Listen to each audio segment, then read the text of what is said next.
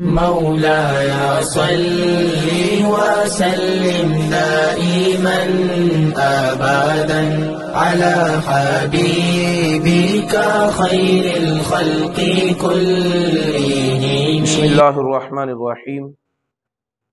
الحمد للہ رب العالمین والعاقبۃ للمتقین والصلاة والسلام علی سید الانبیاء وخاتم المرسلین وعلی آلہ واصحابہ اجمعین. اما بعد. بخاری شریف جلد نمبر 1 صفحہ نمبر 375 اور 76. امام بخاری علیہ رحمہ نے کتاب الشروط میں باب باندھا ہے، باب الشروط فی المعاملہ، معاملات کرنے میں شرطیں طے کرنا. حضرت ابو ہریرہ رضی اللہ تعالی عنہ روایت فرماتے ہیں، قالت الانصار للنبی صلی اللہ تعالی علیہ وآلہ وسلم اقسم بیننا وبین اخواننا النخیلہ. جب نبی پاک صلی اللہ تعالی وسلم نے مکہ سے ہجرت کر کے آنے والے صحابہ اکرام کو اور مدینہ منورہ کے انصار صحابہ اکرام کو آپس میں بھائی بھائی بنایا، مہاجرین اور انصار کو ایک دوسرے کے ساتھ رشتہ اخوت میں باندھا، تو اس رشتے کو نبھاتے ہوئے انصار صحابہ نے جو ایثار اور قربانی کی مثالیں قائم کیں، صدیوں کی اس تاریخ میں کوئی بھی قوم اس کی مثال پیش نہیں کر سکی. انصار صحابہ اکرام نبی پاک صلی اللہ علیہ وسلم کی بارگاہ میں حاضر ہوئے اور عرض کرنے لگے، یا رسول اللہ، یہ ہماری جائیدادیں، یہ ہماری زمینیں، یہ ہمارے کھیت، یہ ہمارے باغات، یہ باغات کے اندر جو درخت ہیں، انہیں ہمارے اور ہمارے بھائیوں کے درمیان تقسیم کر دیں. جتنا حصہ آپ چاہیں ہمارے بھائیوں کو دیں، جتنا حصہ آپ چاہیں وہ ہمیں عطا فرمائیں. تو رسول اللہ صلی اللہ علیہ وسلم نے فرمایا، لا، ایسے نہیں ہوگا. تمہاری جائیدادیں تمہارے پاس ہی رہیں گی، تمہارے کھیت، تمہارے باغات، تمہارے درخت تمہارے پاس ہی رہیں گے. فقالوا تکفون المعونت ونشرککم فی الثمرہ. تو صحابہ کرام نے جو مہاجرین تھے انہوں نے بھی ایسا نہیں کیا کہ اگر وہ ہاتھ آگے کر رہا ہے تو اس کا بازو ہی کاٹ لیا جائے، بلکہ انہوں نے کہا کہ تمہاری جائیدادیں تمہیں مبارک ہوں، زمینیں تمہاری ہوں گی، کام ہم کریں گے، پیداوار سے حصہ لیں گے. زمینیں تمہاری ہوں گی، باغات تمہارے ہوں گے، درخت تمہارے ہوں گے، یہ ملکیت تمہاری رہے گی، ہم کریں گے محنت، تمہیں مالکانہ حقوق دے کر تمہیں دیں گے آرام، ہم کریں گے محنت، زمین تمہاری، محنت ہماری، اور پھر جو پیداوار ہوگی اس کو تقسیم کریں گے. قالوا سمعنا واطعنا. تو صحابہ انصار صحابہ کرام نے کہا، ہم نے سن لیا اور ہم نے جو تم نے فیصلہ کیا اس پر راضی ہو گئے، ہم نے اطاعت کی. اسی طرح حضرت عبداللہ رضی اللہ تعالی عنہ فرماتے ہیں کہ اعطى رسول اللہ صلی اللہ علیہ وسلم خیبر الیہود ان یعملوها وَيَزْرَعُوهَا وَلَهُمْ شَطْرُ مَا يَخْرُجُ مِنْهَا. نبی پاک صلی اللہ علیہ وسلم نے جب قلعہ خیبر فتح کیا تو خیبر میں رہنے والے یہودیوں کو وہ زمین انہی کے حوالے کر دی اور کہا کہ اب ان زمینوں کے مالک ہم ہیں، تم مالک نہیں رہے، مالک ہم ہیں، تم ان زمینوں میں زراعت کرو، کھیتی باڑی کرو، کام کاج کرو، اور اس کی جو پیداوار ہوگی اس سے تمہیں حصہ دیا جائے گا. تو اس سے یہ امام بخاری نے ثابت کرنا چاہا کہ معاملات میں شرطیں طے کرنا یہ جائز ہے، جبکہ شرطیں جائز ہوں، ناجائز شرطیں نہ ہوں. معاملات میں سے ایک معاملہ یہ ہے تجارت کا، کھیتی باڑی کرنے کا، لین دین کرنے کا، کام کاج کرنے کا، اور ایک معاملہ ہے میاں بیوی کا۔ اس بارے میں امام بخاری نے باقاعدہ باب باندھا ہے، باب الشروط فی المہر عند عقدۃ النکاح، نکاح کے وقت مہر کے معاملہ میں شرطیں طے کرنے کا باب۔ اور اس میں حضرت عمر رضی اللہ تعالی عنہ کا قول پیش کیا ہے کہ ان مقاطع الحقوق عند الشرط عند الشروط ولک ما اشترطت، کہ حقوق کو توڑنے والی شرطوں کے نزدیک جو چیز ہے وہ ہے جو تو نے شرط طے کر لی۔ جب آپس میں شرط طے کر لی اور دونوں فریق آپس میں راضی ہو گئے تو پھر یہ نہیں دیکھا جائے گا کہ حق کتنا بنتا تھا، کس کا بنتا تھا، بلکہ یہ دیکھا جائے گا کہ دونوں نے آپس میں طے کیا کیا ہے۔ حضرت مسور کہتے ہیں کہ میں نے نبی پاک صلی اللہ تعالی علیہ وآلہ وسلم کو یہ فرماتے ہوئے سنا کہ نبی پاک صلی اللہ علیہ وسلم نے سسرالی رشتے کا ذکر کیا،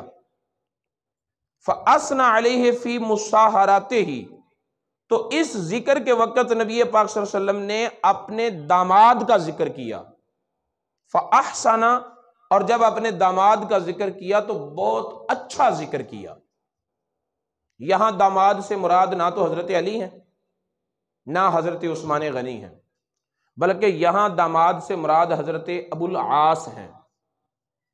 جو کہ شوہر تھے نبی پاک صلی اللہ علیہ وسلم کی بیٹی حضرت سیدہ زینب رضی اللہ تعالی عنہا کے۔ اور یہ نکاح جو ہے اعلان نبوت سے پہلے ہو چکا تھا،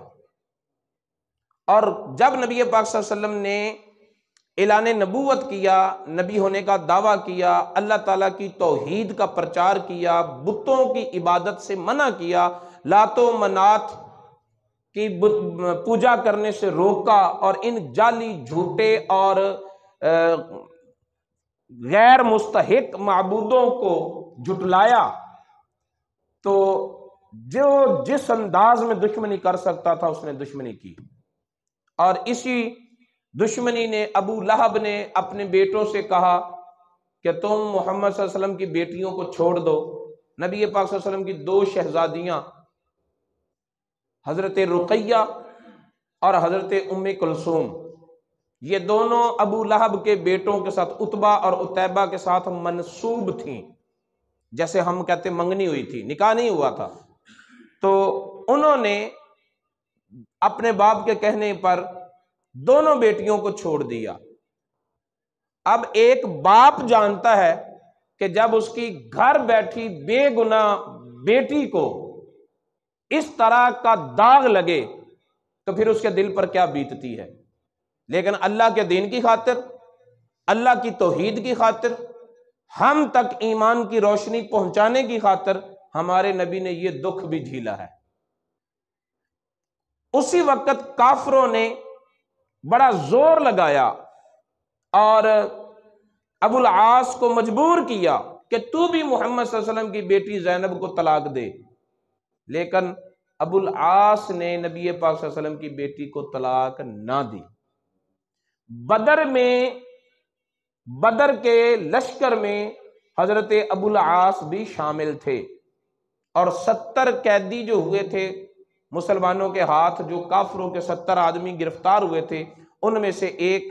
حضرت ابو العاص بھی تھے، لیکن صحابہ کرام نے ان سے فدیہ لینا پسند نہ کیا۔ نبی پاک صلی اللہ علیہ وسلم کا داماد ہونے کی وجہ سے اسے بغیر فدیے کے صحابہ کرام نے چھوڑ دیا، اور نبی پاک صلی اللہ علیہ وسلم نے ان سے پھر عہد لیا کہ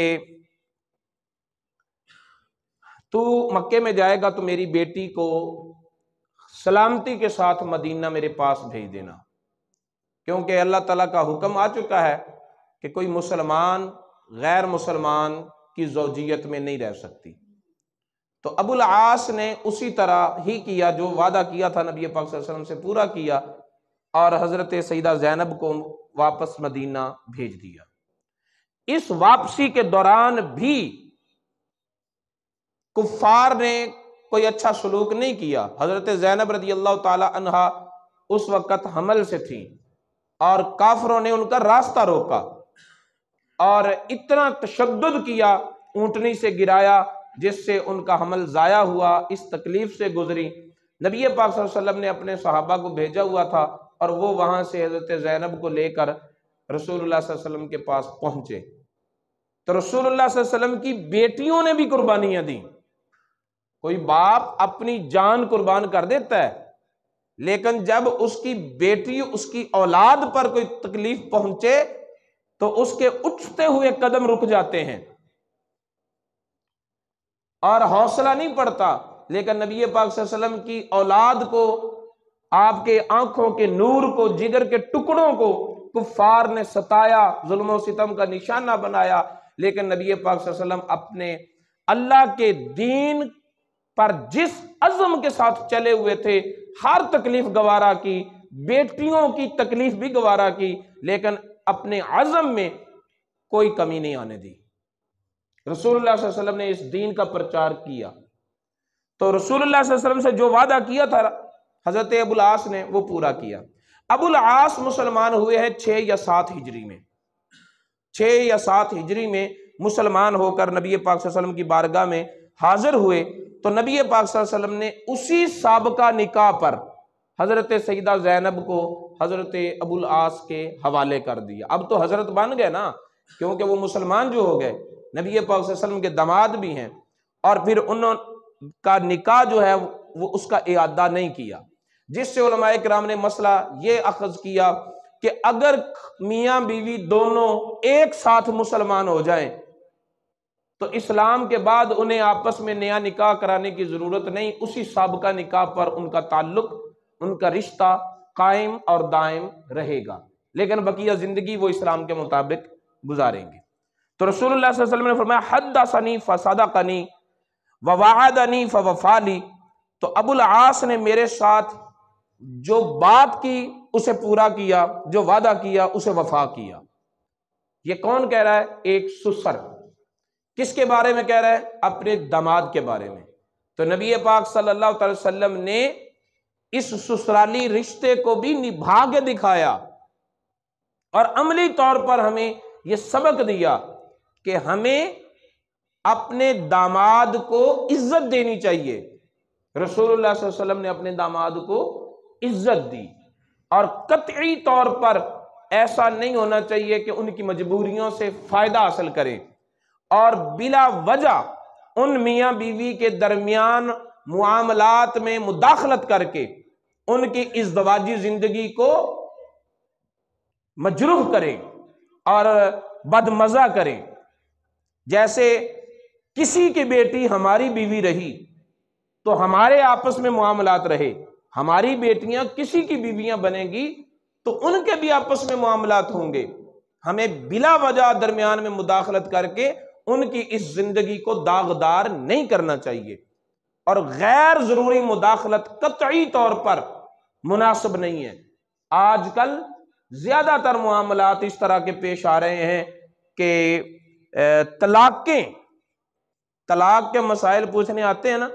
تو جب ان کی سٹوری سنی جاتی ہے تو تقریباً 60-70% یا بیٹی کے باپ کا قصور ہوتا ہے یا بیٹی کی ماں کا قصور ہوتا ہے، بجائے اس کے کہ ہم اپنی بیٹی کی ایسی تربیت،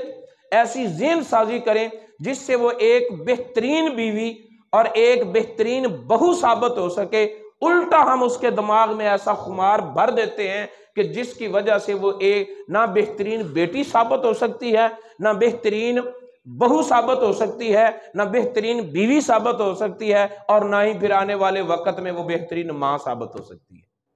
اس میں تقریباً آج کے زمانے میں بڑا محتاط اندازہ بتا رہا ہوں، لیکن یہ بھی کم سے کم لیول پر ہے کہ 65-60-70% جو لوگوں کے جھگڑے ہیں وہ میاں بیوی، لڑکی لڑکے کا قصور اتنا نہیں ہوتا جتنا کہ دوسری طرف سے مداخلت کرنے والے بیٹیوں کے والدین کا ہوتا ہے۔ تو اس معاملہ میں ہمیں رسول اللہ صلی اللہ علیہ وسلم کی سیرت سے یہ سبق لینا چاہیے کہ نبی پاک صلی اللہ علیہ وسلم اپنے داماد کی تعریف کر رہے ہیں اور اچھی تعریف کر رہے ہیں اور ان کے عیوب کو بیان نہیں کر رہے، تو کیا سبق دے رہے ہیں ہمیں؟ ہمیں یہ سبق دے رہے ہیں کہ ہمیں بھی اپنے دامادوں کے ساتھ ایسا ہی کرنا چاہیے۔ حضرت علی اور حضرت فاطمہ سے خوبصورت جوڑی کوئی ہو سکتی ہے؟ زمانے میں، کائنات میں کوئی ایسی خوبصورت جوڑی ہو سکتی ہے؟ ان کے درمیان بھی شکر رنجی ہو گئی، ان کے درمیان بھی ناچاکی ہو گئی، کوئی آپس میں گفتگو گرم سرد ہو گئی۔ نبی پاک صلی اللہ تعالی وسلم اپنی بیٹی کے کاشانہ میں گھر میں تشریف لائے، دیکھا تو حضرت فاطمہ رضی اللہ تعالیٰ عنہ تنہا ہے، تو فرمایا کہ کہاں ہے علی؟ تو رسول اللہ صلی اللہ علیہ وسلم کی بارگاہ میں لاڈلی شہزادی کہتی ہیں کہ یا رسول اللہ، میرے اور ان کے درمیان کچھ بات ہو گئی، رنجش ہو گئی، اور وہ گھر سے چلے گئے۔ نبی پاک صلی اللہ علیہ وسلم نے اپنے صحابہ کو تلاش کے لیے بھیجا، تو حضرت علی کہاں تھے؟ مسجد میں۔ حضرت علی مسجد میں لیٹے ہوئے تھے زمین پر، اور آپ کے جسم پر مسجد کی مٹی لگی ہوئی تھی۔ رسول اللہ صلی اللہ علیہ وسلم نے بیٹی سے سنا کہ لڑائی ہوئی ہے ہماری، بیٹی سے سنا کہ ہماری لڑائی ہوئی ہے، اور نبی پاک صلی اللہ علیہ وسلم حضرت علی کے پاس گئے، انہیں اٹھایا اور ان کے بدن سے مٹی خود صاف کی، اور فرمایا قم یا ابا تراب، اے ابو تراب اٹھ، اور وہاں حضرت علی کا لقب جو ہے وہ ابو تراب پڑا، کنیت ابو تراب مشہور ہوئی۔ ٹھیک ہے، تو رسول اللہ صلی اللہ علیہ وسلم نے نہ تو ان حضرت علی سے ان کو ڈانٹا، حالانکہ ڈانٹ بھی سکتے تھے، استاد بھی تھے، امام بھی تھے، پیر بھی تھے، شیخ بھی تھے، نبی بھی تھے، سسر بھی تھے، باپ بھی تھے۔ نبی پاک صلی اللہ علیہ وسلم نے حضرت علی کو اپنے ہاتھوں میں پالا، پرورش کی۔ 4 5 یا 6 سال عمر تھی حضرت علی کی جس وقت نبی پاک صلی اللہ علیہ وسلم کا کلمہ پڑا، جس وقت آپ نے اعلان نبوت کیا۔ نبی پاک صلی اللہ علیہ وسلم کی عمر مبارک 40 سال تھی، حضرت علی کی عمر مبارک اس وقت 4 5 سال تھی، تو یہ جو 4 5 سال گزرے تھے یہ بھی آغوش نبوت میں گزرے تھے، یہ بھی نبی پاک صلی اللہ علیہ وسلم کی پرورش میں گزرے تھے۔ تو رسول اللہ صلی اللہ تعالیٰ علیہ وآلہ وسلم نے حضرت علی کو ڈانٹا نہیں، اپنے احسانات جتائے نہیں، اپنے بڑے پن کو سامنے نہیں کیا، کسی پہلو سے بھی انہیں شرمندہ اور رسوا اور نیچا نہیں دکھایا، بلکہ ایسے اخلاق کے ساتھ ان سے بات کی کہ ساری رنجشیں ہی دور ہو گئی، ساری لڑائیاں ہی ختم ہو گئیں۔ تو بیٹی کی زبان سے 2 بول سن کر اپنے آپ سے باہر ہونے والے بیٹی کا بھلا نہیں کر رہے ہوتے، اس کے مستقبل کو تباہ کر رہے ہوتے ہیں۔ اس لیے ہمیں اس بارے میں غور کرنی چاہیے کہ اپنے داماد کو، اگر ہم بہو کو بیٹی کی شکل میں دیکھنا چاہتے ہیں تو ہمیں اپنے داماد کو بیٹے کے رنگ میں دیکھنا پڑے گا۔ اگر ہم یہ چاہتے ہیں کہ ہمیں بہو نہ ملے، بیٹی ملے، تو پھر ہمیں بھی یہ بھی چاہیے کہ ہم داماد کو داماد نہ دیکھیں بلکہ اپنا حقیقی بیٹے کی طرف سمجھیں۔ دونوں طرف سے پیار ہونا چاہیے، دونوں طرف سے نرمی ہونی چاہیے، دونوں طرف سے سلوک اور اخلاق کا مظاہرہ ہونا چاہیے، اور یہ دونوں مثالیں ہمیں نبی پاک صلی اللہ تعالیٰ علیہ وسلم کی زندگی سے ملتی ہیں۔ رسول اللہ صلی اللہ علیہ وسلم داماد تھے، حضرت ابوبکر صدیق کے، عمر فاروق کے داماد تھے، بہترین داماد ثابت ہوئے۔ نبی پاک صلی اللہ علیہ وسلم سسر ہیں تو بہترین سسر ثابت ہوئے، باپ ہیں تو ایسے اعلیٰ باپ ہیں کہ ایسا باپ کوئی نہیں، اور اگر بیٹے ہیں تو پھر ایسے کمال کے بیٹے ہیں جن کے جیسا کوئی بیٹا نہیں۔ میرے نبی کو جس حیثیت سے بھی دیکھو لاجواب ہے۔ تو رسول اللہ صلی اللہ علیہ وسلم نے اپنے داماد کا ذکر اچھے لفظوں میں کر کے ہمارے لیے ہدایت اور کے چراغ روشن کیے ہیں اور رہنمائی کے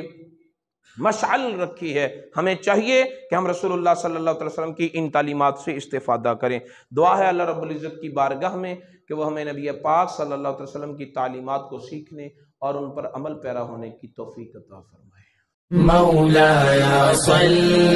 وسلم دائما أبدا على حبيبك خير الخلق كلهم